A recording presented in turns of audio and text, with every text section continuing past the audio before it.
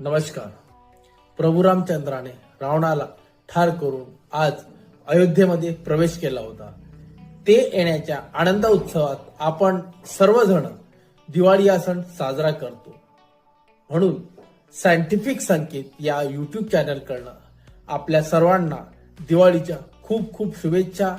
ही दिवाळी आपल्या सर्वांना सुख समृद्धीची आणि भरभराटीची जाव. धन्यवाद. नमस्कार. प्रभू रामचंद्राने रावणाला ठार करून आज अयोध्येमध्ये प्रवेश केला होता.